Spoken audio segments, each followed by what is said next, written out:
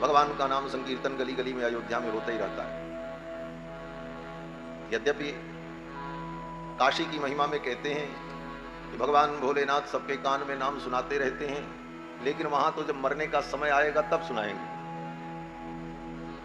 लेकिन अयोध्या में बोले, अयोध्या में तो ठाकुर जी की ऐसी कृपा है कि 24 घंटे कहीं न कहीं भगवान नाम संकीर्तन होता ही रहता है।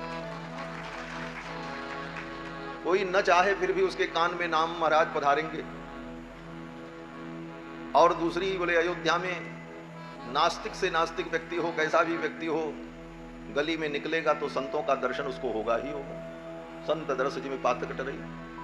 भगवान का दर्शन बोले मंदिर में नहीं जाते, भगवान का दर्शन तो नहीं होगा। कहते हैं भगवान बड़े कृपालु हैं, इसीलिए साल में कई बार भगवान रथ पर बैठ करके यात्रा में निकलते हैं। जो मंदिर ना आवे उनको स्वयं भगवान दर्शन देने के लिए निकलते हैं। ये रथ यात्रा भगवान की शोभा यात्रा क्यों होती है? बोले इसीलिए जो मंदिर में न जा सके उनको भी दर्शन देने के लिए भगवान कृपा करके स्वयं मंदिर से बाहर आ जाते हैं।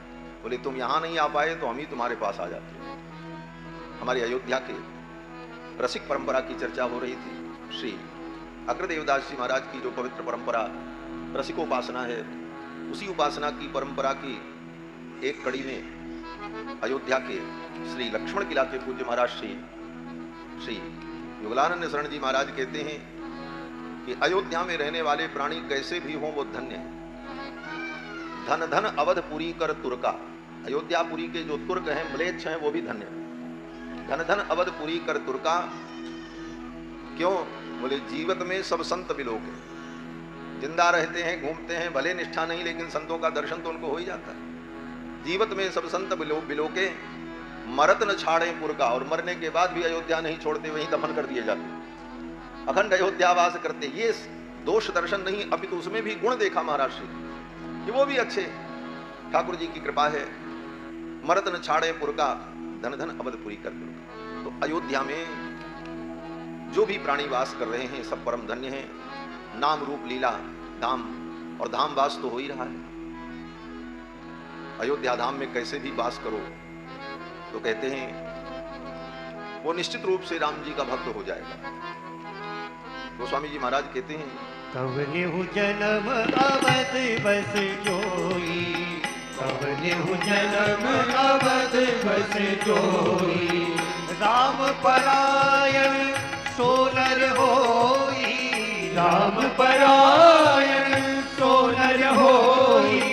कवनेहु जन्म अवध बस होई, कवनेहु जन्म अवध बस होई। राम परायण सोनर सोई, राम परायण सोनर होई। कवनेहु जन्म अवध बस होई, कवनेहु जन्म अवध बस होई। कवनेहु जन्म अवध बस होई, अवध बस होई, अवध बस होई। अयोध्या में अगर व्यक्ति वास करे तो आज नहीं कल वो राम जी का परायण हो जाएगा। राम जी उसको अपना बना ले, और राम जी अपना बना ले, यही तो आवश्यक है। राम जी को तो सब अपना कहता है, सब कहते हैं राम जी हमारे, राम जी हमारे। लेकिन कहते हैं तुलसीदास जी महाराज कि राम कहें जेहि आपनो तेहि भज तुलसी। राम जी जिसको अपना ले, राम जी जिसको अपना ले, तो अयोध्या वास करते हुए संतों का दर्शन, भगवान नाम संकीर्तन, सरयू महारानी का दर्शन, स्नान, इन पवित्र विधाओं से जीव भगवान का प्रिय पात्र बन जाता है। भगवान की प्रियता को वो प्राप्त कर लेता है। और हमने देखा है महाराज, हम तो क्या कहें, कभी कभी अपने भाग्य की स्वयं सराहना कर लेनी चाहिए। दूसरा कोई ना करे तो कोई बात नहीं, लेकिन अपने भाग्य की कभी कभी सराहना कर लेनी चाहिए। तो कभी कभी मैं भी अपने भाग्य पर इठलाता हूं। क्यों इठलाता हूं? कि अयोध्या में जो वास करते हैं वो तो कहीं बाहर से आए, जन्म कर्म कहीं हुआ, वास अयोध्या कर रहे हैं। लेकिन इस दास पर रघुनाथ जी की ऐसी कृपा कि अयोध्या की गली में पैदा हुए, यहीं खेले, यहीं पढ़े, और यहीं ठाकुर जी ने अपनी शरण में रखा। खांटी अयोध्यावासी जिसको कहते हैं। शुद्ध प्योर, ऐसे तो सब अयोध्यावासी हैं। लेकिन रघुनाथ जी की ऐसी कृपा, पूज्य महाराज श्री उस दिन कह रहे थे, सियापिया के पूज्य महाराज जी पधारे थे, जहाँ हमारा जन्म हुआ यहीं कनक भवन के पीछे गली में नाना जी के घर में, और यहीं बचपन में खेले कूदे। अगल बगल मंदिरों में जहाँ भी सियापिया निवास, श्री रामप्रिया निवास, श्री सुदामा भवन, इन सब मंदिरों में जब आरती हो सवेरे तो हम जाकर के घंटा बजावें, प्रसाद लें और स्तुति करें, और यही बचपन का खेल रहा। ठाकुर जी की ऐसी कृपा अयोध्या में हुई। तो ये अयोध्या धाम हमने देखा है महाराज। इसी अयोध्या में लगभग 42-45 वर्ष का अयोध्या का इतिहास तो मेरी आंखों के सामने है, जो मैंने देखा। ऐसे लोगों को देखा मैंने अयोध्या में जिनका चरित्र इतना दूषित, कर्म भी दूषित, स्वभाव अज्ञान भरा, लेकिन समय आया और ऐसा परिवर्तन हुआ कि ऐसे व्यक्ति को भी मैंने चंदन तिलक लगाकर नित्य सरयू स्नान करते और माला लेकर के जपते हुए और कथा सुनते हुए इसी अयोध्या। तो मुझे मानस जी की वो चौपाई लग गई। मानस जी की चौपाई जो है, कौनो जन्म अवध बस जोई, राम परायण सो नर होई। इस चौपाई का भाव हृदय में दृढ़ हो गया कि ये अयोध्यावास का फल है कि सब कुछ दूषित आचरण होते हुए भी अयोध्या धाम वास का ये फल मिला कि उनके जीवन में भगवान की भक्ति का प्रादुर्भाव। ऐसे ऐसे लोगों को हमने देखा है, और जो अयोध्या में दीर्घ काल से वास कर रहे हैं वे तो जानते ही होंगे। तो अयोध्या धाम में रहकर नाम रूप लीला धाम, इसकी दिव्य उपासना चलती रहती। यहाँ भी महाराज जी ने नाम संकीर्तन, कथा, लीला सब आयोजन कर रखा है, और लोगों को भगवान के नाम रूप लीला धाम चतुष्टय का आनंद प्राप्त हो रहा है। देखो, मानव जीवन में आकर के जीव का परम कल्याण हो, हम माया के बंधन से मुक्त हों और भगवान श्री हरि के चरणों की भक्ति प्राप्त हो, इसके लिए सभी आचार्यों ने मार्गदर्शन किया।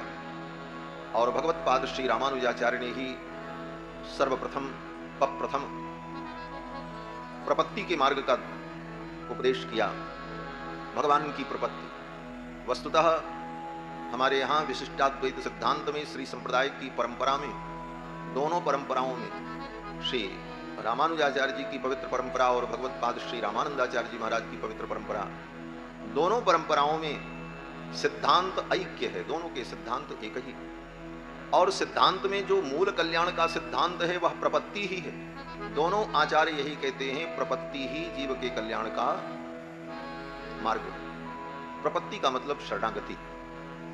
लेकिन अति सूक्ष्म विवेचन करते हुए आचार्यों ने यह भी कहा कि प्रपत्ति भी सीधे जीव के कल्याण का साधन नहीं है, सद्वारक हेतु है। सद्वारक का मतलब माध्यम बनती है प्रवृत्ति।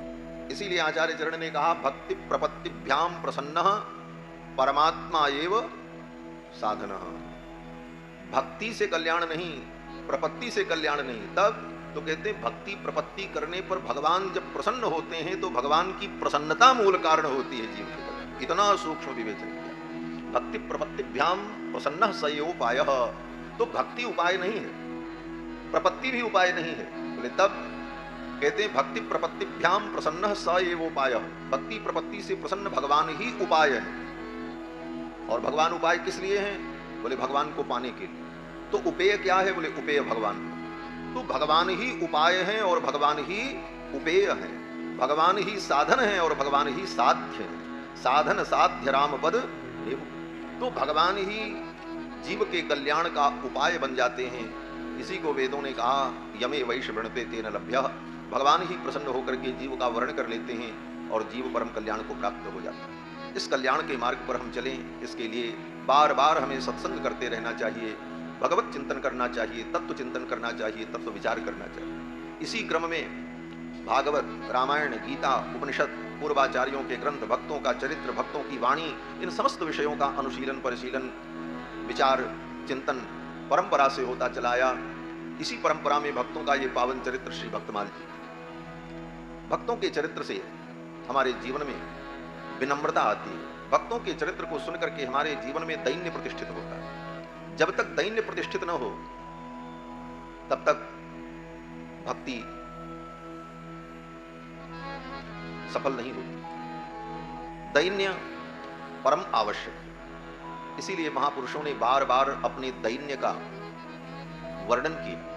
गोस्वामी जी कहते हैं मौसम दीन न दीन हित तुम समान रघुवीर, मौसम दीन न दीन हित तुम समान रघुवीर, अस विचार रघुवंश मणि हरहु विषंभव। सूरदास जी महाराज कहते हैं मौसम कौन कुटिल खलकामी, ये दैन्य है, दीनता। मौसम कौन कुटिल खलकामी, जेहि तन दियो ताहि बिसरायो ऐसो नमक हरामी।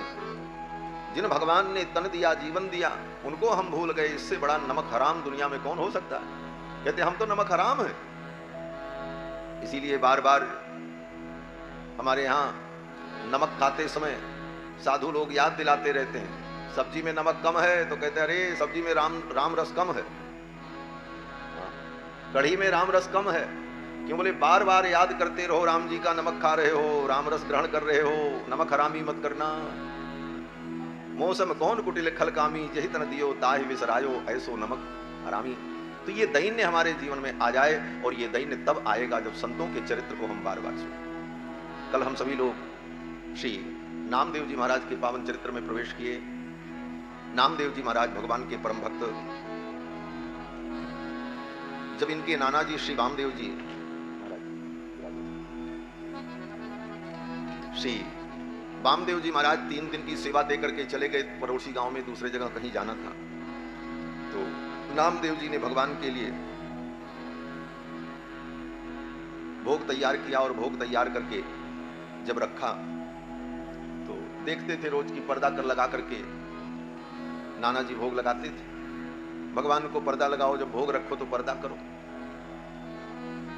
पर्दा क्यों करते हैं? तो कहते हैं एक तो सामान्य व्यवहार है कि भजन और भोजन पर्दे में होना चाहिए, भजन का भी दिखावा न हो और भोजन का भी दिखावा न हो।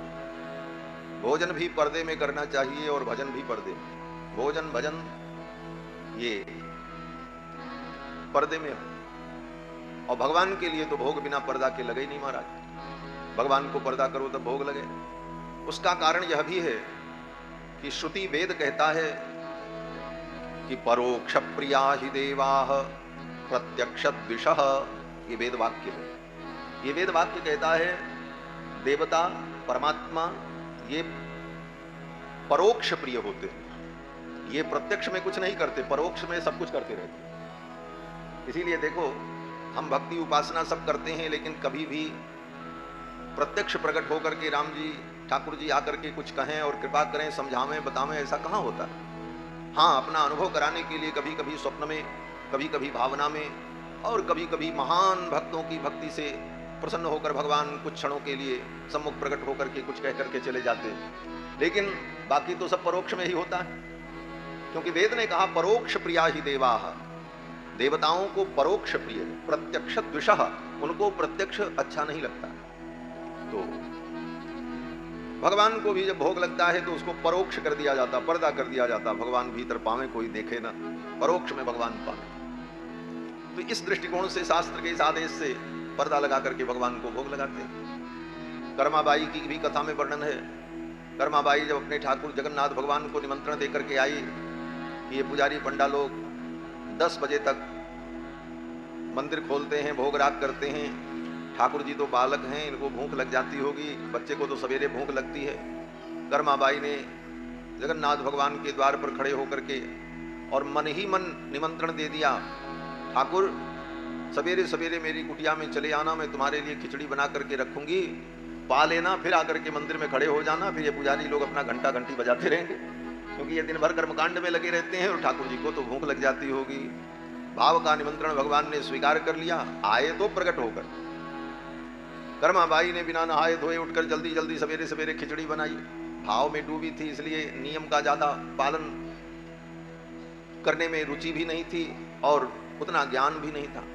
जल्दी जल्दी खिचड़ी बनाई और खिचड़ी बना करके ठाकुर जी के सामने रखा। तो कर्माबाई ने कहा पाओ महाराज। ठाकुर जी ने कहा कैसे पाए? बोले खिचड़ी सामने है, अपने हाथ से निकालो और पाओ, और कैसे पाएंगे? कर्माबाई ने जब कहा तो ठाकुर जी ने कहा मैया ये पंडा पुरोहितों ने, इन विद्वानों ने हमारी आदत बिगाड़ दी है। बोले क्या आदत बिगाड़ दी? बोले पर्दा लगाओ तब हम भोग लगाएं, बिना पर्दा के तो हमारा भोग ही नहीं लगता, पर्दा लगाओ तब भोग लगा। कर्माबाई बोली महाराज मैं पर्दा कहाँ से लाऊं, मैं तो बहुत गरीब हूँ, मेरे घर में तो कोई कपड़ा भी नहीं है।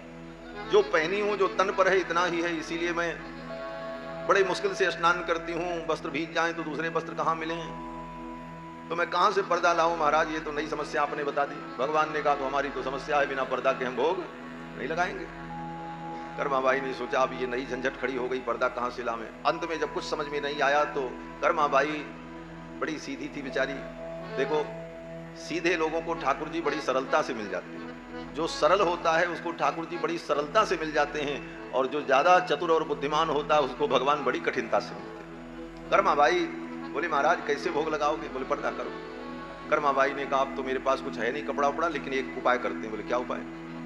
कर्माबाई जो घाघरा पहनती थी, उस घाघरे को उठाया और कहा ले अपने धाबड़िया की ओट मैं करती हूं, इसी धाबड़िया की ओट में बैठ करके तू खिचड़ी पा ले। कर्माबाई ने अपने घाघरे का ओट किया, इसे घाघरा उठा करके मुख उधर कर लिया और कहा किसी के पर्दे में बैठ करके आप भोजन कर। श्री नामदेव जी ओ नरसिंह जी महाराज ने जब भगवान को उलाहना दिया कि मेरी बेटी के घर मायरा भरने के लिए आप नहीं आए, और कर्माबाई तुम्हारी काकी लगती थी, भक्त ठाकुर जी को बड़ी खरी खोटी सुनाते भी। नरसिंह जी ने कहा वो कर्माबाई तुम्हारी काकी लगती थी, उसके घर खिचड़ी खाने के लिए चले गए, धाबड़िया की ओट में बैठ करके गटक गटक खिचड़ी खटकाई, और हमारी बेटी के घर मायरा भरने के लिए हम रो रहे हैं बैठ करके, मेरी इज्जत जा रही है और अभी तक आप आए नहीं। कर्मबाई थारी काकी होती जिन लोग कीचड़ खायो रे, कर्मबाई थारी काकी होती जिन लोग कीचड़ खायो रे, धावलिया की ओट बैठ कर, धावलिया की ओट बैठ कर, गटक गटक गटकायो रे, मारा नटवर नागरिया, भगता ने क्यों नहीं आया रे, मारा नटवर नागरिया, भगता ने क्यों नहीं आया रे, मारा नटवर नागरिया, भगता ने क्यों नहीं आया रे। तो पर्दे में ठाकुर भोजन करते, कर्माबाई ने धाबड़िया का पर्दा किया, तब ठाकुर जी ने भोग लगाए। नामदेव जी ने भी पर्दा कर दिया, दूध का कटोरा रख दिया, बैठे रहे, बोले अब दूध पी रहे होंगे। थोड़ी देर बाद नामदेव जी ने सोचा अब तो दूध पी लिए होंगे, अब चले पर्दा खोले। जाकर के पर्दा खोल करके देखा तो दूध का कटोरा ज्यों का त्यों भरा पड़ा। लेकिन ठाकुर जी ने एक बड़ी अद्भुत लीला की। विग्रह के रूप में विराजमान भगवान, उस विग्रह के मुखमंडल पर ऐसी मुस्कान प्रकट हुई, उस मुस्कान को देखा नामदेव जी, निहाल हो गए महाराज। भगवान की मुस्कान किसको निहाल नहीं कर देगी महाराज। पर्दा हटा करके देखा, ठाकुर जी मुस्कुराते दिखे, नामदेव जी तो निहाल हो गए महाराज। संत जन कहते हैं लखी जिन लाल की मुस्कान, ठाकुर जी की मुस्कान जो देख ले उसके साथ क्या होगा। कहते हैं लखी जिन लाल की मुस्कान, तिनहि बिसरी वेद विधि जप जोग संयम ध्यान। ठाकुर जी की मुस्कुराहट, मुस्कुराता मुखारविंद का दर्शन हो जाए तो जोग ज्ञान विज्ञान सब भूल जाए महाराज। नेम व्रत आचार पूजा पाठ गीता ज्ञान, नेम व्रत आचार पूजा पाठ गीता ज्ञान, रसिक भगवत दृगदयी असि खैंच के मुख म्यान, जिन लखी मेरे लाल की मुस्कान। भगवान की मुस्कान दिख जाए तो जीवन के जाप साप ताप संताप सब दूर हो गए। नामदेव जी महाराज को बड़ा सुख मिला। फिर सोचा अभी भोग नहीं लगाए, फिर पर्दा किया, फिर लगाया। जब फिर नहीं किया तो बोले महाराज आप पालो, नहीं तो नाना जी आएंगे तो मैं क्या करूंगा। अंत में जब नहीं पा रहे थे, भगवान दूध पी रहे थे, तो नामदेव जी ने छुरी उठाई और गले पे लगाया तो भगवान प्रकट हो गए और नामदेव जी के हाथ से उस दूध को पिया। श्री वामदेव जी महाराज जब लौट करके आए तो जैसे रोज पूजा करते थे वैसे पूजा करते थे। पूछा, बोले भगवान को तुम दूध भोग लगाते थे? तो नामदेव जी ने कहा दूध भोग लगाते थे और ठाकुर जी पूरा दूध पी जाते थे। एक दिन हमारे लिए छोड़ा, बाकी तो ठाकुर जी सब दूध पी जाते थे। वामदेव जी ने सोचा ऐसा तो कभी नहीं होता था, तो हम तो रोज भोग लगाते थे, फिर वही प्रसाद लेते थे। ये कहीं बालक स्वयं तो नहीं पी जाता था। तो वामदेव जी ने नामदेव से कहा बेटा ऐसे तो भगवान भोग नहीं लगाते, भगवान के सामने तुलसी रख वो भोग पधरा करके तुलसी डाल दो, भाव समर्पण कर दो, भगवान स्वीकार करते। बोले नहीं, हमारे हाथ से तो उन्होंने दूध पिया। बोले तो मैं भी देखूं। फिर तो नामदेव जी ने जब भोग लगाया तो भगवान ने उसी प्रकार दूध पिया, और जब उसी प्रकार दूध पी लिया तो वामदेव जी महाराज जान गए मेरे इस दौहित्र के भक्ति से भगवान प्रसन्न होकर प्रत्यक्ष वैसा ही फल प्रकट होगा। प्रतिमा मंत्र तीर्थेषु दैवज्ञे भेषजे गुरौ जादृशी भावना जस्य सिद्धिर्भवति तादृशी। ये सिद्धांत है। प्रतिमा, भगवान की मूर्ति में आपकी जैसी भावना होगी वैसी सिद्धि होगी। अगर आप प्रतिमा को मानोगे कि ये बोलते नहीं हैं तो नहीं बोलेंगे। अगर आप ये मानते हो कि ये बोलते हैं और सुनते हैं तो भगवान बोलेंगे भी सुनेंगे। जैसी आप भावना करोगे वैसा ही फल प्रकट होगा। प्रतिमा मंत्र, और यही स्थिति मंत्र की है। मंत्र में अगर भावना है कि इस मंत्र के उच्चारण से कल्याण होगा, विश्वास है तो वो मंत्र कल्याण करेगा। और विश्वास नहीं, भावना दृढ़ नहीं, तो मंत्र जप डालो महाराज, कितना भी जप डालो उसका फल दिखाई नहीं पड़ेगा, विधि पूरी हो जाएगी। श्री मधुसूदन सरस्वती अद्वैत वेदांत के बड़े प्रकांड पंडित, परम विद्वान मधुसूदन सरस्वती पुरस्चरण काशी में रह करके करो विधि पूर्वक। भगवान श्री नारायण के मंत्र, मूल मंत्र अष्टाक्षर का उन्होंने एक पुरस्चरण 24 लाख जप 40 दिनों में काशी में रहकर गंगा के तट पर विधि पूर्वक किया तो विधि में कोई कमी नहीं रही, लेकिन भावना में कमी रह गई। भावना दृढ़ नहीं हुई कि इतना जपने से कुछ होगा अथवा कोई हमारे जीवन में चमत्कार दिखेगा। पूरा हो गया जब पूरा हो गया अनुष्ठान तो गुरुजी के पास गए। गुरुजी ने कहा कुछ अनुभव हुआ? मधुसूदन सरस्वती जी ने कहा कुछ अनुभव नहीं। तो गुरुजी भी बड़े विलक्षण, उन्होंने कहा ऐसा करो फिर एक अनुष्ठान करो। फिर आज्ञा भई, फिर एक पुरस्चरण किया। और फिर जब एक पुरस्चरण किया 40 दिन में, फिर गुरुजी के पास गए। गुरुजी ने कहा, पूछा क्या हुआ? बोले कुछ नहीं, जैसे कि तैसे। गुरुजी ने कहा तीसरा पुरस्चरण करो। आज के चेला तो भाग जाएंगे महाराज, तो कितना नियम से जपो। बोले महाराज ये तो बहुत बड़ा बंधन हो गया। गुरुजी ने कहा तीसरा पुरस्चरण करो। गुरु आज्ञा मान करके तीसरा पुरस्चरण किया। तीसरे पुरस्चरण के बाद भी कुछ चमत्कार नहीं दिखा, कोई अनुभव नहीं हुआ। बड़े खेद खिन्न हो गए मधुसूदन सरस्वती जी।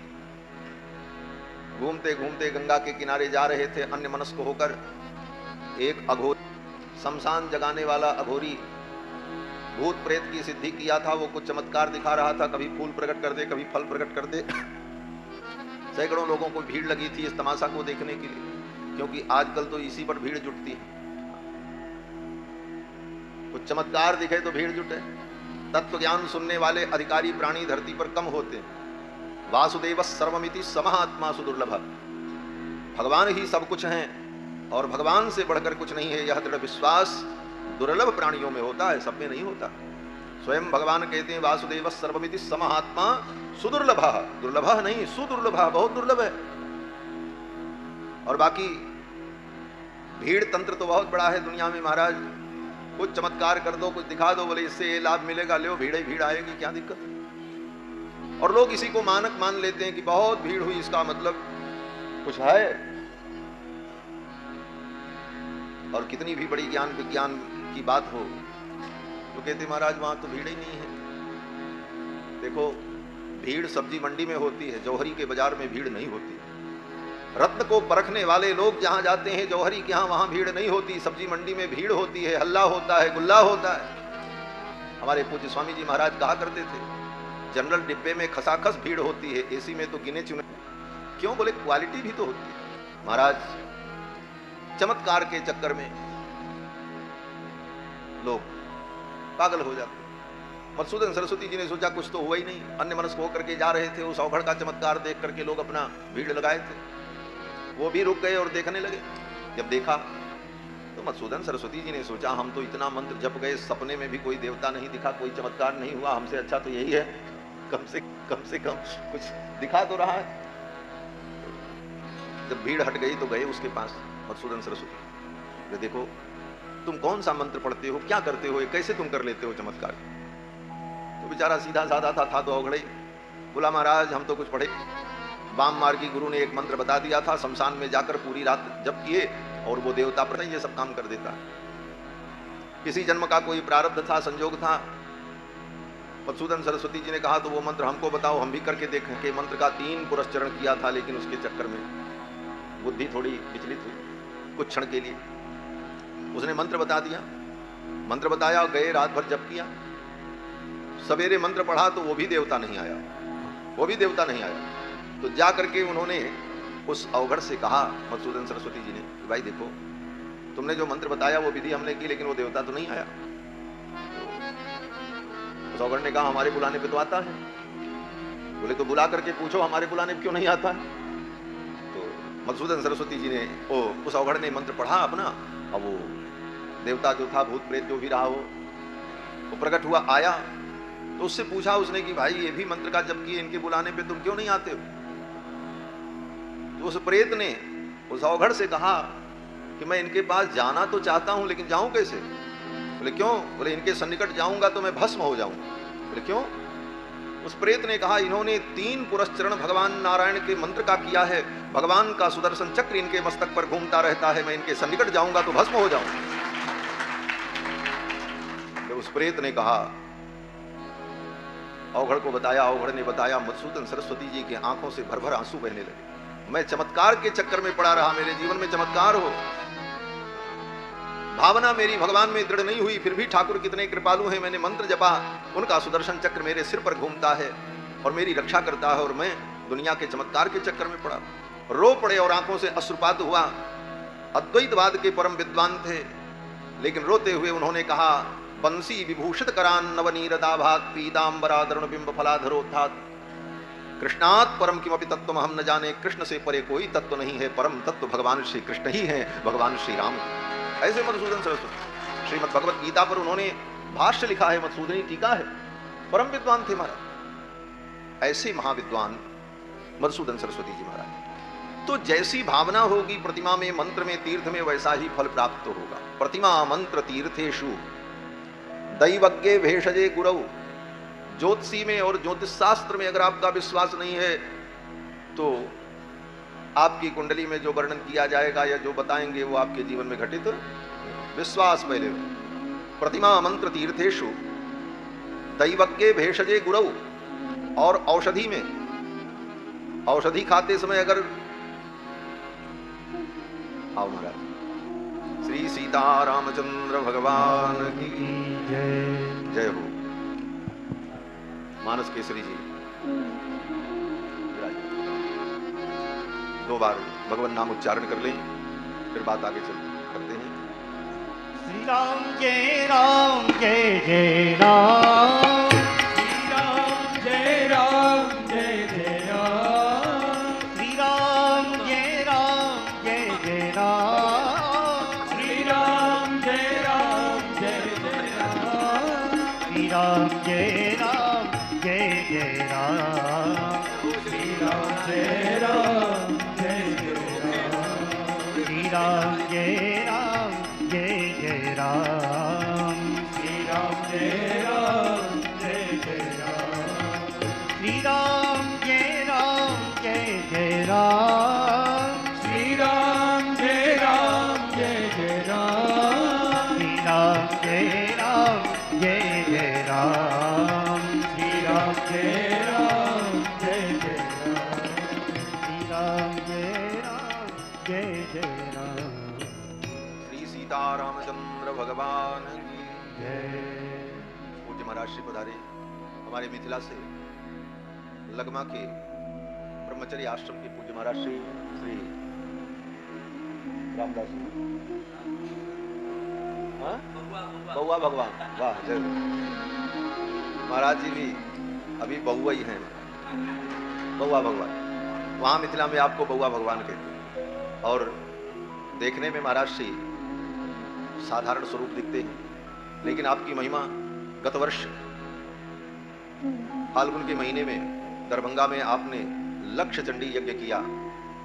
3000 ब्राह्मण उसमें पाठ करते थे, कई किलोमीटर में मेला लगा था और इतना विशाल कार्यक्रम। और महाराज जी को कुछ पता नहीं, बैठे रहते थे, सीताराम सीताराम ये करो बस, खाली कहते थे और सब हो जाता था। उस कार्यक्रम में आपका बड़ा आग्रह था कि महाराज जी आप वाल्मीकि रामायण की कथा सुनाओ। तो मैं भी गया, 9 दिन वहां रहकर कथा सुनाई। और ऐसे भी मिथिला का प्रेम, अयोध्या का प्रेम तो बड़ा अद्भुत है। मिथिला बिनु नाते नहीं दरसे, पढ़े लिखे समझे समझावे पोथी लादे खर से। कहते हैं मिथिला के तो बिना राम जी से कोई नाता ही नहीं जुड़ सकता, और मिथिला वासियों से अयोध्या वासियों की नोक झोंक होती रहती है। हमारे पूज्य स्वामी जी महाराज श्री अयोध्यानाथ मंदिर वाले श्री श्री स्वामी अनंत श्री विभूषित गोपालाचार्य स्वामी जी महाराज जब बक्सर पधारते थे तो पूज्य मामा जी मिथिला भाव के और हमारे महाराज जी अयोध्या भाव के। महाराज जी, मामा जी कहते थे किशोरी जी तो हमारी बहन है। जब जय बोलते थे महाराज जी तो महाराज जी, मामा जी जयकारा जब लगाते थे तो कहते थे श्री राम जी की जय, भरत के भैया की जय, जनक के जमाई की जय, और सब जय बोलने के बाद अंत में कहते थे कि राम लला के सरवा की जय। अपनी छाती चौक मामा जी। तो मामा जी अपने को भाव दृष्टि से किशोरी जी का भाई अनुभव करते, किशोरी जी बहन है। और हमारे पूज्य महाराज श्री अयोध्यानाथ मंदिर रघुनाथ जी को, राघव सरकार को अपना छोटा भाई मानते, बड़े भैया सखेंद्र, तो ठाकुर जी छोटे भाई। तो ये भाव था उन दोनों महापुरुषों का। तो राम जी छोटे भाई हैं और स्वामी जी उनके बड़े भैया हैं। तो मिथिला में जाएंगे तो क्या कहलाएंगे? बोले भैंसुर कहलाएंगे।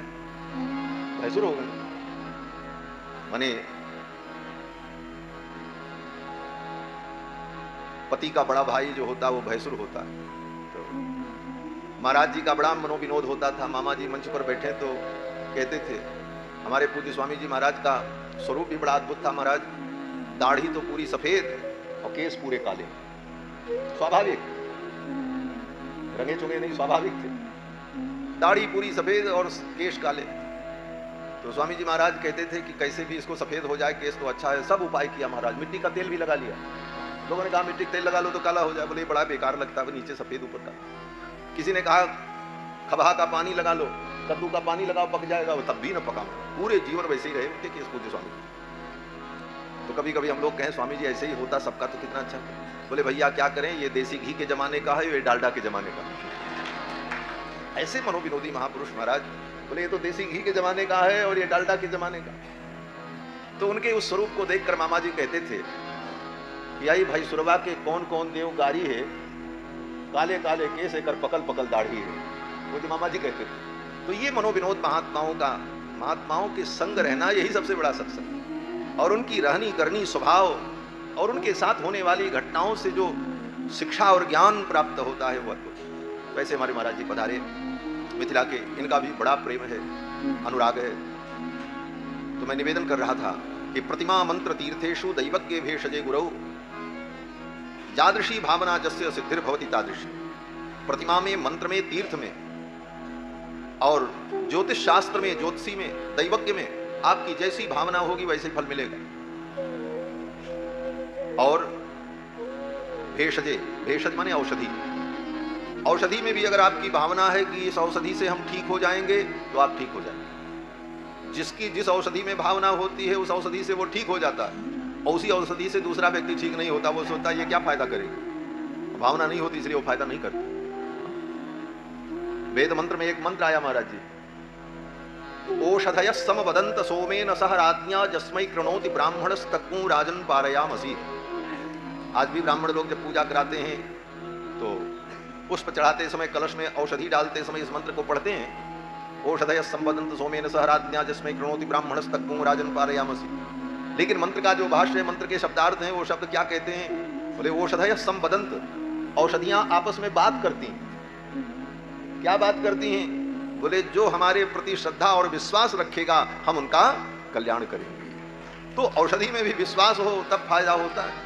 प्रतिमा मंत्र तीर्थेषु दैवज्ञ भेषजे गुरौ, स्वल्प पुण्यवताम राजन विश्वासो नहीं बजा। विश्वास की कमी होती है, पुण्य की कमी होती है, तो विश्वास दृढ़ नहीं होता। और विश्वास हो तो भगवान की फिर अद्भुत लीला होती। नामदेव जी महाराज का विश्वास, भगवान भोग लगाते, वामदेव जी सब समझ गए इसके विश्वास का ये परिणाम है। और मुझे भी भगवान का प्रत्यक्ष भोग लगा, प्रसाद प्राप्त हुआ। अब तो धीरे धीरे नामदेव जी के अंदर खूब भक्ति का संचार बढ़ा। खूब नाम संकीर्तन करते, करताल लेकर के हर क्षण जब मौका मिले तो भगवान नाम संकीर्तन करते, नाचते, नाम ले लेकर के संकीर्तन करते और नाचते। और किस नाम का जप करते? बोले वहां पर महाराष्ट्र में श्री विठ्ठल भगवान, पंढरपुर श्री पंढरी नाथ भगवान, उन्हीं को विठ्ठल भगवान कहते, उन्हीं को पुंडरीकाक्षनाथ भी कहा जाता है। द्वापर युग का वो भगवत स्वरूप आज भी विराजमान है। कथा है कि पुंडरीक नाम के एक ब्राह्मण थे, वहां पर बड़े कर्मनिष्ठ थे। तो तीर्थ यात्रा करने के लिए निकले कि तीर्थ यात्रा करें, और तीर्थ यात्रा करते हुए काशी पहुंचे। जब काशी पहुंचे तो जहां ठहरे थे वहां एक पंडा जी थे, कोई पुरोहित थे। उनके यहां जब सवेरा हुआ तो अनेक दास दासी सब आए चल करके। कोई झाड़ू लगाने लगा, कोई बर्तन मांजने लगा, कोई सेवा करने लगा। तो उनको बड़ा आश्चर्य हुआ। बोले इतने नौकर जाकर आपके यहाँ ये सब कौन है? उस व्यक्ति ने कहा हम अपने माता पिता की सेवा करते हैं, माता पिता के चरणों की भक्ति करते हैं। इससे प्रसन्न होकर ये देवी देवता गंगादि पवित्र नदियां मेरी सेवा के लिए आ जाती हैं और घर का सारा काम कर देती हैं। ये कहा। पुंडरीक के नेत्र खुल गए। घर में बैठे भगवान माता पिता को छोड़ करके हम यहाँ तीर्थों में भ्रमण कर रहे हैं, भगवान मिल जाए। मातृ पितृ भक्ति के प्रति उनकी दृढ़ निष्ठा हो गई और वहीं काशी से लौट आए अपने गांव और बस अपने माता पिता की सेवा में लग गए। इसीलिए वेद सबसे पहले यही कहता है, सभी देवताओं का वर्णन बाद में होता है। पहले वेद क्या कहता? मातृदेवो भव, पितृदेवो भव, आचार्य देवो भव। माता पिता ही देवता,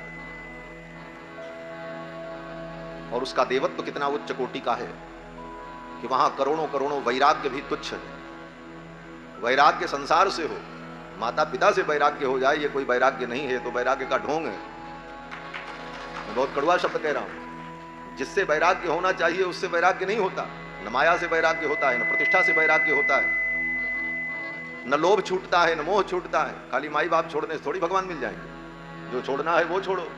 माता पिता के चरणों की निष्ठा जीव का परम कल्याण कर देती है। भगवान शंकराचार्य जैसा वैराग्यवान कौन होगा?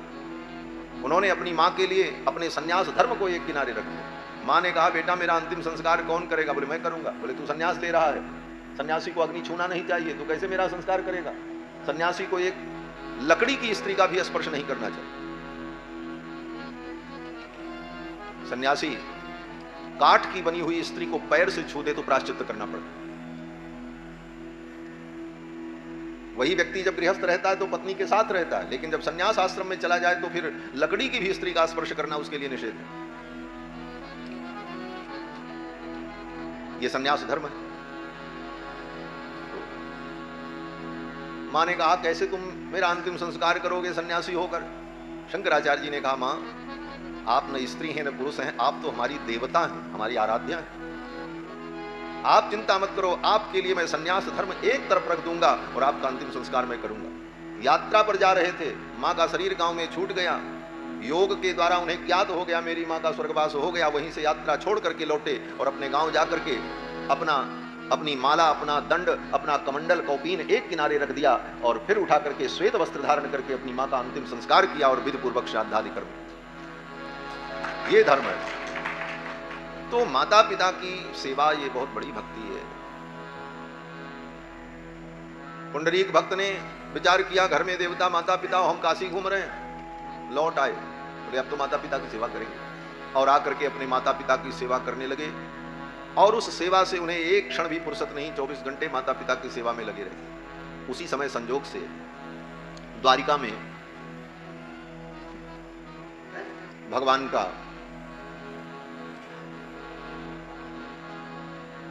अपनी पत्नी सत्यभामा जी से थोड़ी नोक झोंक हो गई। घर परिवार में होता ही है।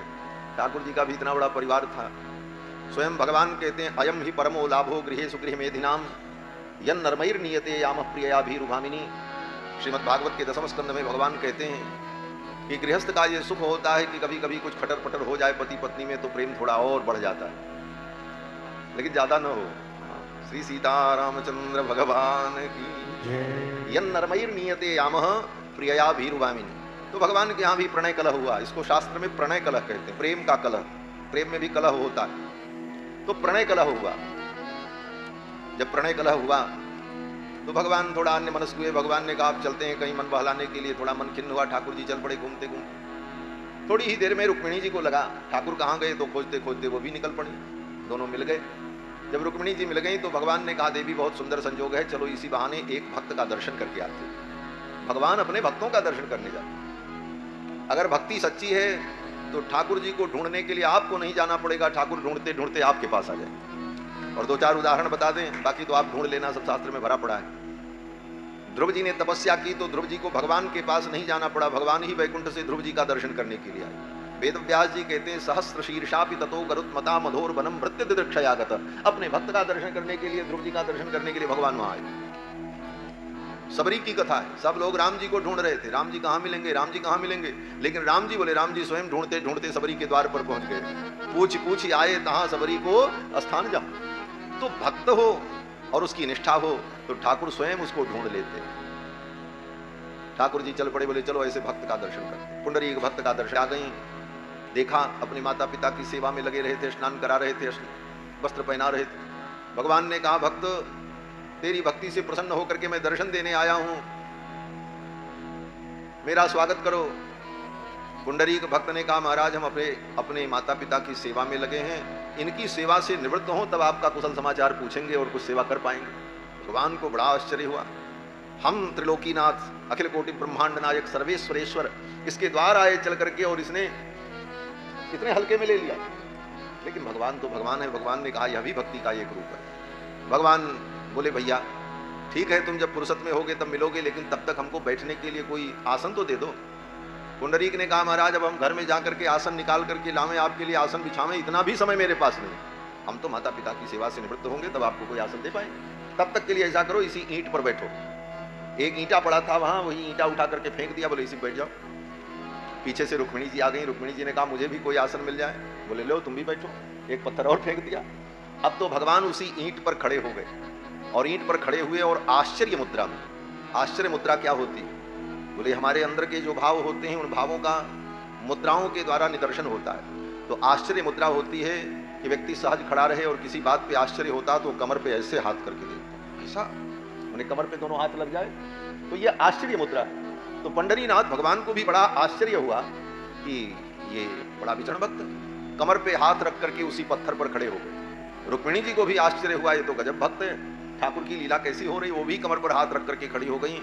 ईंट पर खड़े हो गए, भगवान का नाम हो गया इट्टल।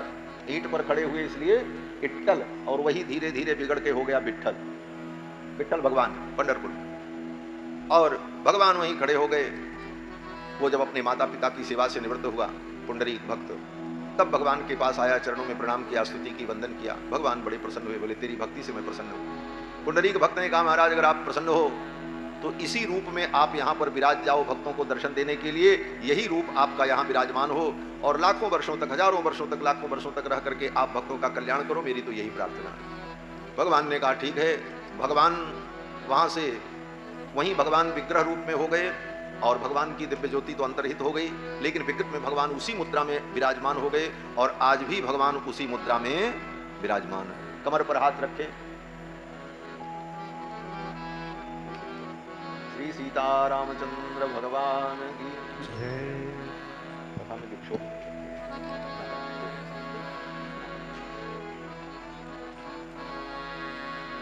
श्री सीतारामचंद्र भगवान की जय। तो भगवान बड़े ही आश्चर्य मुद्रा में खड़े हो गए। तो वही भगवान विट्ठल भगवान है। पुंडरीक भक्त के लिए आए तो पुंडरीक नाथ कहलाए। अब पुंडरीक नाथ शब्द इतना बड़ा है कि जल्दी में सामान्य व्यक्ति, गांव का व्यक्ति जो बहुत पढ़ा लिखा न हो, इतना बड़ा शब्द बोलने में जीभ लड़खड़ा जाएगी। पुंडरीक नाथ, तो पुंडरीक नाथ से पंडरीक नाथ होते होते पंढरीनाथ हो गए। वही पंढरीनाथ भगवान, विट्ठल भगवान। अब तो नामदेव जी महाराज पंढरपुर पहुंचे और विट्ठल भगवान का खूब कीर्तन करते, दर्शन करते, विट्ठल भगवान की भक्ति उनके हृदय में। और उसी समय श्री ज्ञानदेव जी महाराज, सोपान देव जी महाराज, ये भगवान के जो परम भक्त हुए, तो ज्ञानदेव जी से वैष्णव दीक्षा प्राप्त की और भगवान की भक्ति में लग गए और विट्ठल भगवान का नित्य कीर्तन करते थे महाराज। विठ्ठल विठ्ठल विठ्ठला पांडुरंग विठ्ठला, विट्ठल विट्ठल विट्ठला पांडुरंग विट्ठला, विट्ठल विठ्ठल विठ्ठला पांडुरंग विठ्ठला, विठ्ठल विठ्ठला पांडुरंग विठ्ठला, विठ्ठल विठ्ठल विठ्ठला पांडुरंग विठला विठ्ठल विठ्ठल विठ्ठला पांडुरंग विठ्ठला विठ्ठल विठ्ठल विठ्ठला पांडुरंग विठ्ठला विठ्ठल विठ्ठल विठ्ठला पांडुरंग विठ्ठला विठ्ठल विठ्ठल विठ्ठला पांडुरंग विठ्ठला विठ्ठल विठ्ठल विठ्ठला पांडुरंग विठ्ठला विठ्ठल विठ्ठल विठ्ठला पांडुरंग विठ्ठला विठ्ठल विठ्ठल विठ्ठला पांडुरंग विठ्ठला। भगवान विठ्ठल का कीर्तन करते पांडुरंग विठ्ठला। महाराष्ट्र में उनको बिठोवा भी कहते हैं प्यार से, जैसे अयोध्या के भक्त राम जी को कहते रमैया, प्यार की भाषा, ऐसे ही वहां महाराष्ट्र में विठ्ठल भगवान को बिठोवा कहते। बिठोवा विठ्ठल भगवान चंद्रभागा नदी के तट पर विराजमान बड़ा अद्भुत तीर्थ है महाराष्ट्र का। दक्षिण भारत में उसे दक्षिण का वृंदावन कहते हैं, दक्षिण का वृंदावन कहते हैं उसे। और बड़े बड़े विद्वान वहां पर वेदज्ञ, ऋग्वेद के यजुर्वेद के बड़े बड़े विद्वानों की नगरी। तो पंढरपुर की बड़ी महिमा, श्री पंढरीनाथ के बड़े भक्त, और भक्ति ने तो स्वयं कहा है कि क्वचिन क्वचिन महाराष्ट्र में भगवान की भक्ति का कहीं कहीं खूब प्रचार हुआ। और ज्ञानदेव, सोपान देव जी, तुकाराम जी, ये सब महाराष्ट्र के भक्त, एकनाथ जी, इन सब ने भक्ति का खूब प्रचार प्रसार किया। अब तो नामदेव जी की भक्ति का प्रताप चारों तरफ फैल गया उसी समय। और ये नामदेव जी महाराज विठ्ठल भगवान को बड़े प्यारे, क्योंकि इनका कीर्तन भगवान को बड़ा अच्छा लगता था। तो और श्री नामदेव जी पंढरपुर छोड़ करके कहीं जाते नहीं थे, कहीं जाने की उनके मन में इच्छा ही नहीं होती थी। विठोबा का दर्शन करें, कीर्तन करें और चंद्रभागा में स्नान, और वहीं पंढरीनाथ भगवान के आश्रय में। एक दिन श्री ज्ञानदेव जी महाराज तीर्थ यात्रा पर जा रहे थे, तो उनका मन हुआ कि ये नामदेव भी साथ में चले तो आनंद आएगा। तीर्थ यात्रा में संत महात्मा साथ में हो तो भजन कीर्तन सत्संग का भी आनंद साथ ही साथ प्राप्त होता है। ज्ञानदेव जी महाराज ने कहा, तो नामदेव जी ने कहा हम भगवान को छोड़ करके कहां जाएं? तो ज्ञानदेव जी ने भगवान से ही कहा, विठलनाथ से, ये नामदेव को मुझे सौंप दो, कुछ दिन मेरे साथ रहे। भगवान ने कहा ले जाओ। ज्ञानदेव जी ने कहा मेरे कहने पे जाएगा नहीं, आप इसका हाथ मुझे पकड़ा दो। तो भगवान ने ही नामदेव जी का हाथ ज्ञानदेव जी को पकड़ा दिया, तब ज्ञानदेव जी के साथ जाने को तैयार हुए नामदेव जी। फिर तीर्थ यात्रा में गए, अनेक तीर्थों में भ्रमण किया। तीर्थों में भ्रमण करते करते कुरुक्षेत्र आए। कुरुक्षेत्र जब आए इंद्रप्रस्थ के पास, उस समय भारत में सिकंदर लोदी का शासन था। सिकंदर लोदी गद्दी पर था उस समय। संतों की महिमा सुनी, बड़े महात्मा आए हैं, बड़े ज्ञानी हैं, और नामदेव जी की महिमा तो ऐसे भी चारों तरफ फैल गई थी, खूब चर्चा होती थी सब जगह। तो उसने श्री नामदेव जी महाराज को से मिलना चाहा। सेवक लोग आए, सेवकों ने कहा महाराज राजाधिराज आपसे मिलना चाहते हैं। तो लोगों ने कहा ठीक है, सब दर्शन कर रहे हैं तो वो भी कर ले दर्शन। आए, लेकिन ये बड़े बड़े राजा महाराजा, इनको तो चमत्कार और कुछ विशेष चीज दिखे, ये सोच होती है उनकी। सिकंदर लोदी आकर के कहा कि कोई चमत्कार आप दिखाओ। सिकंदर लोदी ने यही आकर के कहा इनसे, नामदेव जी से कोई चमत्कार आप दिखाओ।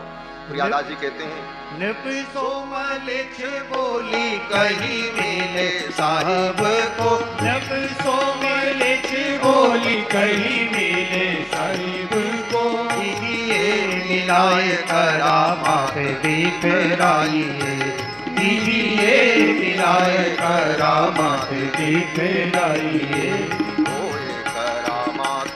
पे काहे को सबर करे, कोई करामात पे काहे को सबर करे। पर दिन ऐसे बाटे संतन तो पाइए, हर दिन ऐसे बाटे संतन तो पाइए।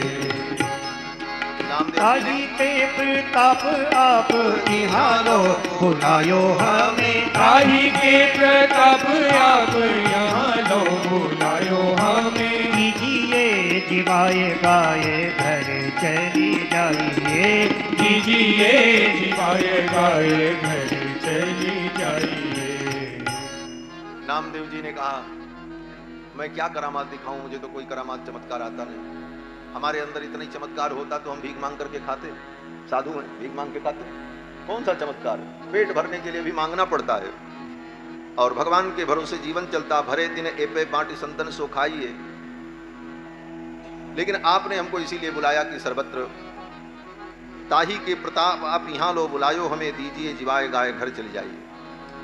राजा ने कहा आपकी महिमा को सुनकर के हमने आपको बुलाया, तो आप एक चमत्कार दिखाओ। बोले क्या? बोले एक गाय मर गई थी। राजा ने कहा इस गाय को जिंदा कर दो, तो हम मान लें कि आप बड़े सिद्ध कोटि के चमत्कारी हो, नहीं तो फिर आप ढोंगी हो, आपको पकड़ करके जेल में बंद कर दिया जाएगा। बोलो श्री सीता रामचंद्र भगवान की जय। सीताराम सीताराम सीताराम जय सीताराम। सीताराम सीताराम सीताराम जय सीताराम। सीताराम सीताराम सीताराम जय सीताराम। सीताराम सीताराम सीताराम जय सीताराम। सीताराम सीताराम सीताराम जय सीताराम। सीताराम सीताराम सीताराम जय सीताराम। सीताराम सीताराम सीताराम जय सीताराम। सीताराम सीताराम सीताराम जय सीताराम। सीताराम सीताराम सीताराम जय सीताराम। सीताराम सीताराम सीताराम जय सीताराम। सीताराम सीताराम सीताराम जय सीताराम। सीताराम सीताराम सीताराम जय सीताराम।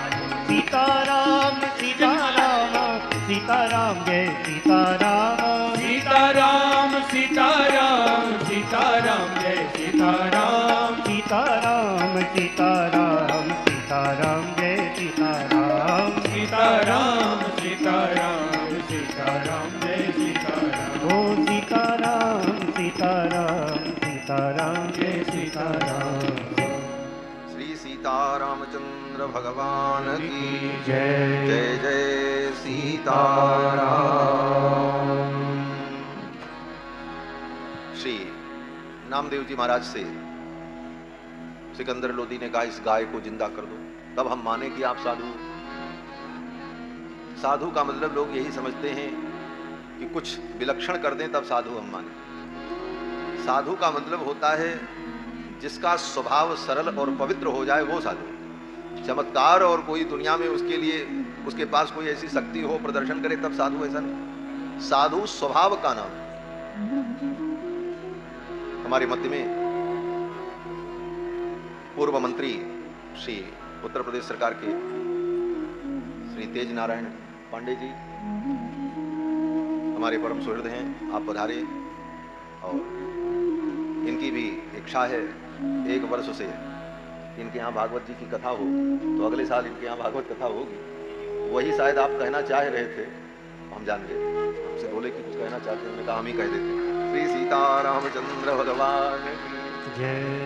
तो राजा ने कहा कि कोई चमत्कार दिखाओ। बोले इस गाय को जिंदा कर दो। तो नामदेव जी ने कहा किसी को भी मारने और जीवित करने का अधिकार तो भगवान के पास है, हमारे पास तो नहीं है। लेकिन हम भगवान से विनती कर सकते हैं और भगवान भक्तों की विनती सुनते हैं। हम तो विनती ही कर सकते हैं। तो नामदेव जी ने उसी समय एक पद गाया, विनती सुन जगदीश हमारी। हे जगदीश, हमारी एक विनती सुनो। विनती सुन जगदीश हमारी।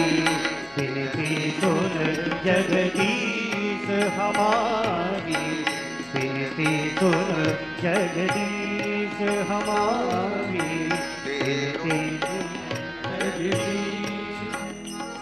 नामदेव जी ने कहा हमारी एक विनती सुनो। तेरो दास आस मोहि तेरी इत करु कान मुरारी। मैं आपका दास हूं, हे मुरारी, हे गोविंद, अपना कान हमारे तरफ करो, हमारी भी बात सुन लो। बड़े दैन्य भाव से विराजमान श्री सीतारामचंद्र भगवान की जय। विनती सुन जगदीश हमारी, तेरो दास आस मोहि तेरी इत करु कान मुरारी। दीनानाथ दीन होए टेरू गही क्यों न जिवाओ। दीन होकर के नामदेव जी ने कहा कि दीनानाथ दीन होए टेरू, गाय ही क्यों न जियाओ, इस गाय को आप क्यों नहीं जिला देते। और जब नामदेव जी ने भगवान से ये प्रार्थना की, आछे सबय अंग हैं याके मेरे यसी बढ़ाओ, इसका सब अंग तो ठीक है, आंख नाक कान पैर सब गाय का ठीक है, बस खाली थोड़ी सी हिलने लग जाए, इसमें सांस आ जाए, बस इतना ही तो करना है ठाकुर जी, आपको और क्या करना है, इसमें प्राण का संचार ही तो करना है।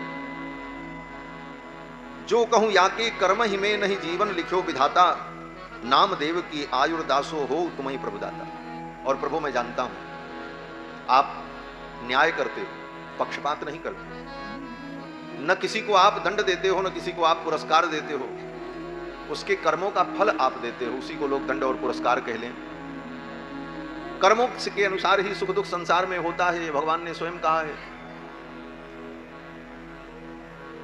सुखम दुखम भयम क्षेमम कर्मणैवा विपद्यते,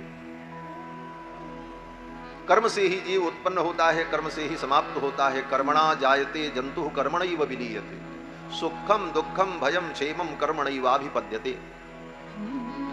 काहू न को सुख दुख कर दाता, निजकृत कर्म भोग सब भ्राता। नामदेव जी ने कहा अगर इसका कर्म समाप्त हो गया, इसके प्रारब्ध समाप्त हो गए हैं, इसकी आयु शेष नहीं बची है गाय की, तो हे ठाकुर जी नामदेव की आयुर्दासो हो तुम ही प्रभुदाता, हमारी आयु में से कुछ निकाल करके इस गाय को आप दे दो और इसको आप जिंदा कर दो, मेरा यश बढ़ेगा।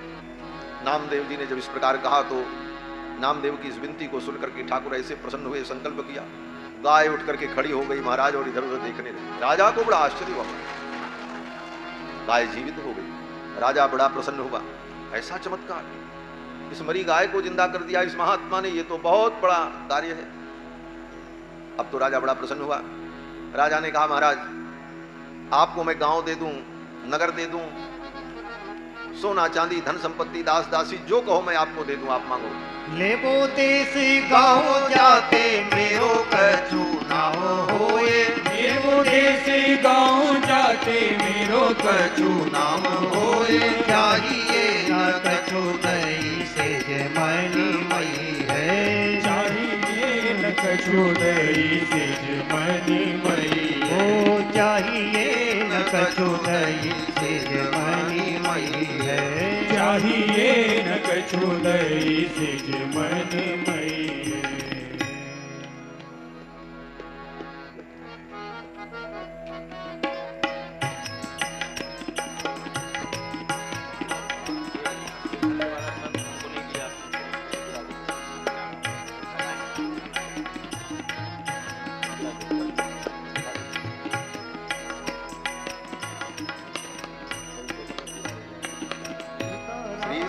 रामचंद्र भगवान की जय।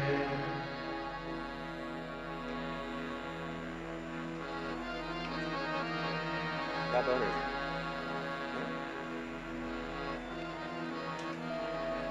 श्री सीता रामचंद्र भगवान की जय। मैं निवेदन कर रहा था कि राजा ने कहा देश ले लो, गांव ले लो, धन संपत्ति ले लो, सोना चांदी ले लो। तो नामदेव जी ने कहा हमें कुछ नहीं चाहिए। राजा सब संपत्ति देने को तैयार। नामदेव जी ने कहा हमको कुछ चाहिए। जिसको कुछ नहीं चाहिए वही सबसे बड़ा राजा होता है। और राजा बोले राजा वो होता है जिसको ये हमको चाहिए, ये हमको चाहिए, सोने का सिंहासन हो, महल हो, ये बने मेरे लिए। तो जिसके अंदर चाहना है वो तो राजा, और जो कुछ नहीं चाहे वो महाराजा। इसीलिए साधु महात्मा महाराज होते, इसलिए कहते हैं ना महाराज जी आ गए। जाको कछु न चाही शाहन शाह। शाहन शाह कौन है? बोले जिसको कुछ नहीं चाहिए। मन लागा यार फकीरी में, जो सुख देखा राम भजन में, सो सुख नाही अमीरी में। मन लागो मेरो यार फकीरी में, मन लागो मेरो यार फकीरी में। जो सुख पायो राम भजन में, जो सुख पायो राम भजन में, वो सुख नाही अमीरी में। मन लागो मेरो यार फकीरी में मन, लागो मेरो यार फकीरी में। भला बुरा सब का सुन लीजिए, भला बुरा सब सुन लीजिए, कर गुजरान गरीबी में, हाँ कर गुजरान गरीबी में मन, लागो मेरो यार फकीरी में मन, लागो मेरो यार फकीरी में। प्रेम रहनी हमारी, प्रेम नगर में रहनी हमारी, भली भली आई सबूरी में, हाँ भली बनी आई सबूरी में मन, लागो मेरो यार फकीरी में मन, लागो मेरो यार फकीरी में।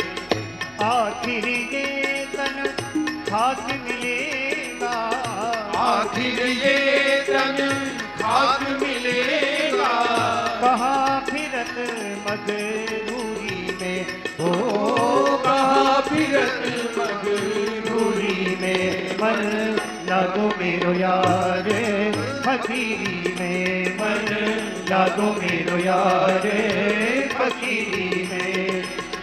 कहते कबीर सुनो भाई साधो, कहते कबीर सुनो भाई साधो। कबीरदास जी की सभी पंक्तियों में लगभग उनके पदों में अंत में ये पंक्ति आती है, कहे कबीर सुनो भाई साधो। इसका दो अर्थ है। एक अर्थ तो ये होता है, कहत कबीर सुनो भाई साधो, कबीर कहते हैं हे साधुओं हे सज्जनों सुनो, ये साधो संबोधन है साधु के लिए। और दूसरा भावात्मक अर्थ ये है, कहें कबीर सुनो भाई साधो, हे संसार के भाइयों बंधुजनों, इसको सुनो और अपने जीवन में इसको साधो, इसे करने का प्रयत्न करो। ये कथा जो सुन रहे हैं सुनना ही नहीं है, इसको सुन करके जीवन में इसकी साधना करो, इसे साधो। कहते कबीर सुनो भाई साधो, कहते कबीर सुनो भाई साधो, साहिब मिलत सबूरी में, हाँ साहिब मिलत सबूरी में मन, लागो मेरो यार फकीरी में मन, लागो मेरो यार फकीरी में। जो सुख पायो राम भजन में, जो सुख पायो राम भजन में, तो सुख नाही अमीरी में मन, लागो मेरो यार फकीरी में मन, लागो मेरो यार फकीरी में, हाँ फकीरी में, हो फकीरी में। नामदेव जी ने कहा हमको कुछ नहीं चाहिए, क्या करेंगे लेकर? वस्तु के संग्रह में सुख नहीं है, अपितु त्याग में सुख है। लेकिन ये बात समझ में आ जाए बड़ा कठिन। भगवान भी कहते हैं फिर भी जीव नहीं समझता है। अरे हम तुम कहें हम आप कहें तो चलो भाई, इनका ज्ञान बहुत उच्च कोटि का नहीं, इनकी बात पर कितना भरोसा करें। लेकिन जब भगवान कहें तब तो भरोसा करना चाहिए। गीता में भगवान कृष्ण कहते हैं शांति अगर कहीं है तो त्याग में है, त्यागात शांति अनंतरम। भगवान कहते हैं शांति तो त्याग में है, संग्रह में शांति नहीं है। आपके पास कुछ न हो, आप चैन से सोओगे, और आपके सोने का समय हो उसी के 1 घंटा पहले 10 करोड़ रुपया ला करके कोई आपके घर में रख दे, बोले इसको रखना परसों हम आएंगे, बोले रात भर नींद नहीं आएगी, शांति भंग आएगी नींद नहीं। त्यागात शांति अनंतरम, त्याग के बाद ही शांति आती है, त्याग में ही शांति। आप बहुत बढ़िया कपड़ा पहन लो, अच्छे से अच्छे वस्त्र, और ऊपर से नीचे तक खूब अनेकानेक सुंदर आभूषण, साज सज्जा, थोड़ा मजा आएगा। और पूरी बाजार घूम करके सब जगह से आओ, फिर आप क्या करोगे? बोले आते ही व्यक्ति साहब निकाल करके फटाफट फटाफट उतार करके फेंक देता, रख देता है, और एक साधारण वस्त्र पहन करके जब बैठता है तब उसे लगता अब सुकून मिला, अब शांति मिली। उन वस्तुओं को लादने में शांति नहीं थी, उसको त्यागने में शांति आई। ये प्रत्यक्ष उदाहरण है। त्यागात शांति अनंतरम। आप बहुत सुंदर भोजन कर लो, हाँ, खूब 56 प्रकार के व्यंजन खाओ, लेकिन व्यंजन खाने के बाद आनंद नहीं आएगा। असली आनंद तो तब आएगा जबकि वो पच जाए और त्याग हो जाए। और त्याग नहीं हुआ महाराज तो फिर हॉस्पिटलों जाना पड़ता है लोगों को। त्यागात शांति अनंतरम। सर्वत्र संसार में त्याग में ही शांति है। बोलो श्री सीता रामचंद्र भगवान की जय। हमारी अयोध्या के पूर्व सांसद श्री माननीय श्री निर्मल खत्री जी, इनका व्यक्तित्व हमारे जनपद में बड़ा ही सम्मानित व्यक्तित्व है और बड़े ही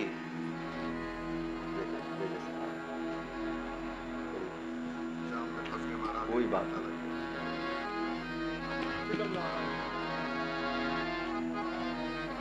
हम भी जाम में फंसे हुए।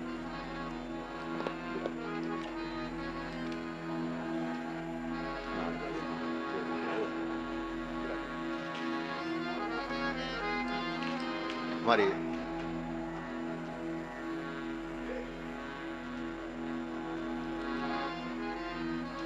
पूर्व सांसद माननीय श्री निर्मल खत्री जी,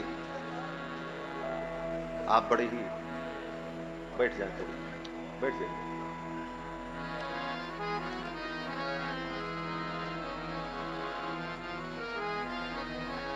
जय सिया राम, जय जय सिया राम, जय सिया राम, जय जय सिया राम, जय सिया राम, जय जय सिया राम, जय सिया राम, जय जय सिया राम, जय सिया राम, जय जय सिया राम, जय सिया राम, जय जय सिया राम, जय सिया राम, जय जय सिया राम, जय सिया राम, जय जय सिया राम, जय सिया राम, जय जय सिया राम।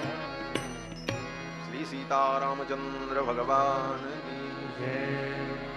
माननीय श्री निर्मल खत्री जी पधारे, उनके पार्श्व में विराजमान राजेंद्र सिंह जी, आपका व्यक्तित्व बड़ा अद्भुत है और ऐसा निश्चल वेदांत छवि के अयोध्या के राजनयिक। हम लोग जब कक्षा 5-6 में पढ़ते थे उस जमाने से आपकी राजनीति और लोक सेवा का कार्य आपके द्वारा बहुत कुछ हुआ है और अभी स्वास्थ्य अनुकूल न होने पर भी आप आए और अयोध्या की सामाजिक व्यवस्थाओं से आप सदा जुड़े रहते हैं। अयोध्या रामायण मेला समिति के आप सदस्य भी हैं, हम भी उस समिति के सदस्य हैं। बोले महाराज जाम में फंस गए थे, विलंब हो गया, अब बैठ जाइए, 2 मिनट बचा। तो बोले जाम में फंस गए थे, हमने कहा हम भी जाम में फंसे हुए, लेकिन अब क्या करें, इसी जाम में भी हम जाम पिलाने की कोशिश कर रहे हैं आपको। किसी भक्त ने कहा है जाम पे जाम पीने से क्या फायदा, शाम पियो सवेरे उतर जाएगी। जाम पे जाम पीने से क्या फायदा, शाम पियो सवेरे उतर जाएगी। एक जाम पी लो हरि नाम का, सारी जिंदगी नशे में गुजर जाएगी। यही जाम असली जाम है हमारा, ये जाम जीवन में उतर जाए। कृष्ण कथामृत का ये, राम कथामृत का, भक्तों के चरितामृत का ये रस हमारे जीवन में उतर जाए। ये जाम हमारे जीवन को जीवंत बना दे। तो मैं निवेदन कर रहा था कि राजा ने कहा कुछ मांग लो, नामदेव जी ने कहा हम क्या लें, हमको कुछ चाहिए ही नहीं। और चाहिए उसको जिसके पास धन न हो। जो संत होते हैं उनको तो ऐसा धन मिला रहता है जो धन कभी नष्ट नहीं होता। वो धन क्या है? बोले भगवान का नाम धन। मीरा जी कहती है ना, पायो जी मैंने राम रतन धन पायो। इसीलिए भक्तों ने कहा असली धन यही है, राम नाम धन, इसे बटोरो। बाकी धन बटोरोगे वो सब बेकार है, ये धन जितना बटोर लो। इसीलिए संतों ने कहा राम नाम की लूट है, लूट सके सो लूट। अंत काल पछताएगा जब प्राण जाएंगे छूट। असली धन का संग्रह करो। एक महात्मा हजारा माला लेकर के जब रहे थे, कल आए थे, देखा था ना, परसों हमारे मिथिला बिहारी दास हजारा माला जप रहे, बहुत से संत हजारा माला जपते, तो हजारा माला जपते हैं महाराज, तो उसमें थोड़ा एक एक मन का जो है गिनने का समय नहीं रहता, ऐसे खींचते हैं सर सर, एक बार में 4-5 दाना पार हो जाता। कहेंगे राम राम, हमारे महाराज जी भी ऐसे ही जपते थे, राम राम।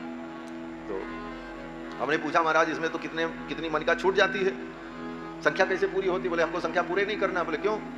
बोले गिनने की क्या जरूरत है? बोले तब ऊपर से मोहर बरसने लग जाए, सोने की मोहर, तो व्यक्ति क्या करेगा? बोले बटोरने में लगेगा, गिनने के चक्कर में नहीं पड़ेगा। ये 1 2 3 पहले तो बटोर लो, गिनते रहेंगे बाद में, जितना मिल जाए लेके चलो। तो महात्मा ने कहा ये राम नाम की लूट मची है, इसमें गिनने की जरूरत नहीं, जितना लूट पाओ सो लूट। राम नाम की लूट है, लूट सके सो लूट। अंत काल पछताएगा जब प्राण जाएंगे। तो अभी क्या गिनना है? अभी तो लूटो बटोर लो। राम धन का खजाना,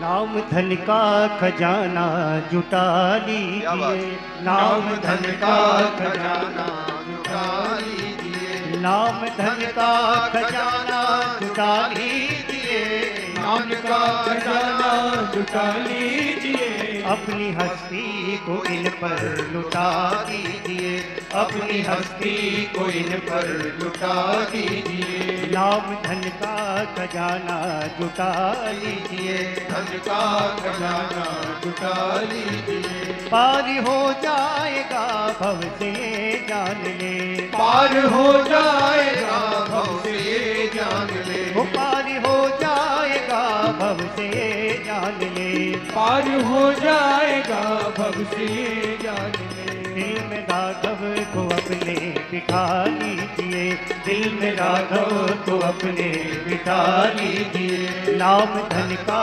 खजाना जुटा लीजिए, नाम धन का खजाना जुटा लीजिए, दुनिया भर को उठाता रहा उम्र भर, दुनिया भर को रिझाता रहा उम्र भर, वो दुनिया भर को रिझाता रहा उम्र भर, दुनिया भर को रिझाता रहा उम्र भर, श्याम सुंदर को अब तो रिझा लीजिए, श्याम सुंदर को अब तो रिझा लीजिए, श्याम सुंदरी को अब तो रिझा लीजिए, श्याम सुंदर को अब तो रिझा लीजिए, श्याम सुंदरी को अब तो रिझा लीजिए, श्याम सुंदर को अब तो रिझा लीजिए, नाम धन का खजाना जुटा लीजिए, नाम धन का खजाना जुटा लीजिए,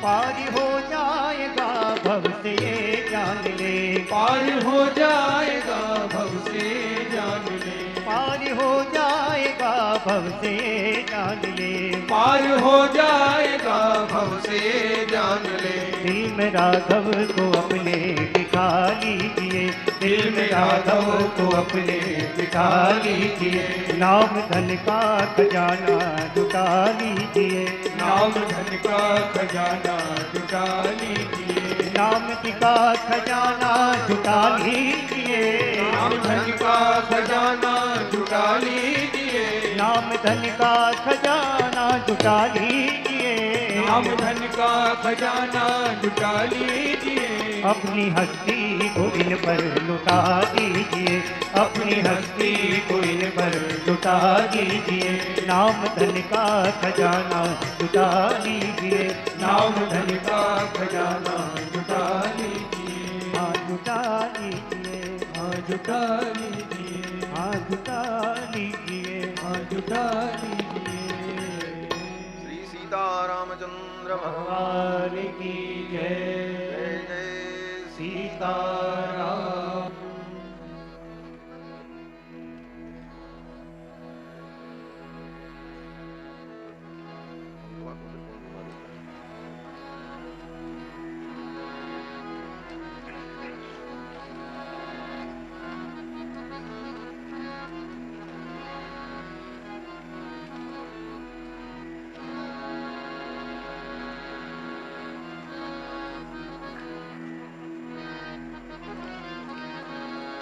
हरे राम राम राम हरे हरे। श्री सीतारामचंद्र भगवान की जय। 10 सेवक लगा दिया, बोले ले जाओ जहां जाए महात्मा इनके साथ पहुंचा दिया। क्यों? बोले इतनी कीमती है, रास्ते में कोई लूट लेगा तब। तो राजा ने अपने सिपाही उपाही लगा दिए। नामदेव जी महाराज तो बड़े परेशान भई, कहां से विपत्ति आ गई, सिर दर्द। अब वो सेवक सब लेकर चले, बोले कहां रखना है महाराज, बताओ कहां पहुंचाना है। नामदेव जी ने सोचा ये विपत्ति कटे कैसे। आए वहां से महल से बाहर और जमुना जी के तट पर आए। दिल्ली में जमुना जी बहती, जमुना के तट पर आए और बोले ये सेज यहीं रख दो जमुना में। सेवकों ने कहा जमुना में रख दे। बोले हाँ इसी जमुना में रख दो, हम जो कह रहे हैं करो। जमुना में वो बेशकीमती रत्न जटित सेज जो है डाल दी। बोले जाओ तुम। सेवकों को बड़ा आश्चर्य हुआ, इतनी कीमती चीज इस बाबा ने बालू में डाल दिया, नदी में फेंक दिया। गए वो सेवक जाकर के बताए। प्रियादास जी कहते हैं धरी लई शीस देऊ संग 10 20 नर। धरी लई शीस देऊ संग 10 20 नर। नाही करी आए जल माज डारी दई है। नाही करी आए जल माझदारी दई है। भूप सुनी चौकी पर ल्यावो फिर आए कहो। भूप सुनी चौकी पर ल्यावो फेरी आए कहो। कहीने को आनी के दिखावो की जे नहीं है। कहीने कुआए के दिखावो कीजे नहीं है। दिखावो कीजे नहीं है। सेज को नदी में डाल दिया। सिपाहियों ने जाकर के राजा से कहा महाराज वो तो बड़ा फक्कड़ बाबा है, इतनी कीमती नाव उठा करके नदी में फेंकवा दिया। राजा को बड़ा आश्चर्य लगा। ऐसे महात्मा के पास चले आए। राजा आया, बोले महाराज इतनी कीमती नाव, इतनी कीमती सेज आपने नदी में फेंक दी। आप बड़े चमत्कारी हो। अब एक चमत्कार मैं और देखना चाहता हूं कि एक बार उस नाव को, उस सेज को नदी से निकाल करके हमको फिर से दिखा दो। बड़े विचित्र विचित्र लोग यहाँ। राजा ने कहा उस सेज को नदी से निकाल करके आप दिखा दो। नामदेव जी ने कहा ठीक है। नामदेव जी महाराज ने संकल्प किया, उस नदी से एक नहीं सैकड़ों उसी प्रकार की सेज निकल करके बाहर आ गई। नामदेव जी ने कहा इसमें जो तुम्हारी वाली है पहचान लो, जो तुम दिए थे। राजा का ये लीला क्यों की? बोले अहंकार नष्ट करने की। राजा को अपने दातृत्व का अहंकार था, मैं बहुत बड़ा दानी हूं, इतनी कीमती सेज मैंने इस महात्मा को दे दी। ये दातृत्व का अहंकार भी बड़ा खतरनाक होता है। दातृत्व तो हो, दान का सामर्थ्य भगवान दे, लेकिन अहंकार ना आने पावे, नहीं तो महाराज वो सब दान सब पुण्य नष्ट हो जाता है।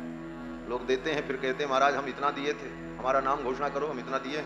लोग ताली बजावें, बोले साहब खत्म हो जाता, उसी ताली में सब खाली हो जाता है, उसी ताली में सब खाली हो जाता है पुण्य तुम्हारा। क्यों? बोले पुण्य का दो ही फल है, या तो परलोक में फल प्राप्त कर लो या तो इस लोक में प्राप्त कर लो। इस लोक में आपने सम्मान और लोकेशना प्राप्त कर ली, वो फल खत्म हो गया, परलोक में उसका कोई फल होने वाला। 1500 रुपए का पंखा दान करेंगे तो पूरे खानदान का नाम उसमें लिखवाएंगे। अभी भी महात्मा तो बेचारे सीधे होते हैं, वो क्या बोले, सेवा करके लोग चले जाते हैं, टांग दिया पंखा महाराज, उनके दादा परदादा स्वर्गीय फलाने सब का नाम उसी में लिखा रहता और घूमता रहता है खोपड़ी पे। बोले तुम्हारे सब स्वर्गीय लोग ऐसे घूमते रहेंगे, मुक्ति उनको भी नहीं मिलेगी, तुम्हारे जैसे खानदान में पैदा हुए। दान करो तो किस प्रकार से, बोले स्वार्थ की भावना समाप्त हो जाए। दीयते नुपकारिणे देशे काले च पात्रे च तद्दानम सात्विकम स्मृतम। गीता में भगवान कहते हैं देश काल पात्र पर विचार करके दान हो, दान का अभिमान भी न हो। राजा को अभिमान था, मैंने इतनी कीमती सेज दी। नामदेव जी ने 2 मिनट में अभिमान मिटा दिया। साधु संतों के चरणों में आकर के ही अभिमान मिटता है, ये भी जानो। साधु संतों की फटकार लगे तो जीवन के धनाभिमान पदाभिमान ये खत्म हो जाए। ये पदाभिमान धनाभिमान भी बड़ा खतरनाक है। इसी कारण से हम भगवान के चरणों की भक्ति को प्राप्त नहीं कर पाते। संतों के चरणों में आए तो हमारा अभिमान टूटे, कहीं से तो हमारा अभिमान टूटे। इस अभिमान को टूटने की शुरुआत तो हो, और वो कहां से होगी? संतों के चरणों में आकर के। बाकी सर्वत्र तो व्यक्ति अभिमान में ही रहता है। तो नामदेव जी ने सारी निकाल करके रख दी सेज। बोले इसमें जो आपकी सेज हो ले लो। राजा तो चौंक गया महाराज। जलते निकासी बहु भांति गही डारी, तट लीजिए पिछानी देख सुधि बुद्धि गई। पहचान लीजिए, मैंने पहचान लीजिए इसमें आपकी सेज कौन है। राजा की तो सुधी बुद्धि चली गई, राजा चरणों में गिर पड़ा, नतमस्तक हो गया, बोले महाराज आप महापुरुष हैं, मैं आपकी क्या सेवा करूं, मेरे लिए क्या आज्ञा है।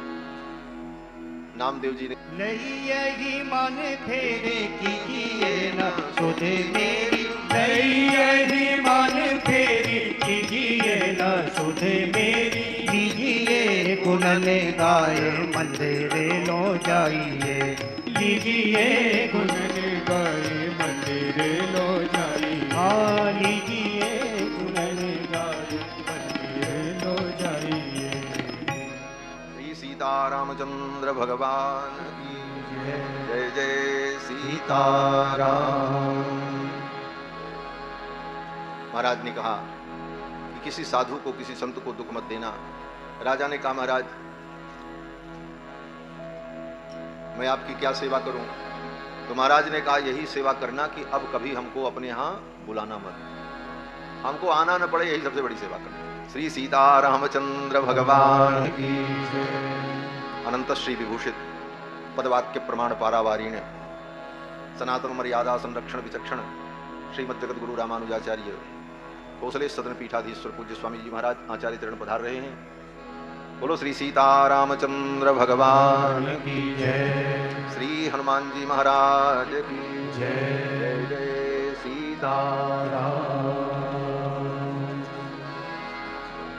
नारायणा नारायणा हे लक्ष्मी रमणा नारायणा, नारायणा नारायणा हे लक्ष्मी रमणा नारायणा, नारायणा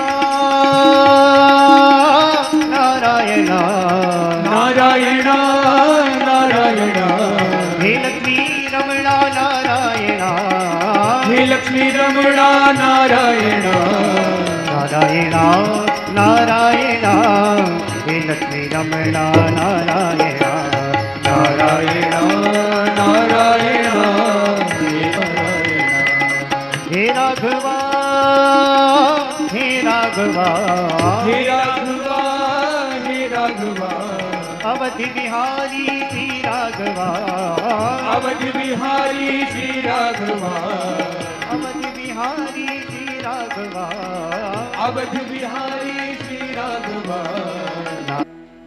पहुंच गए मेरी कुटिया।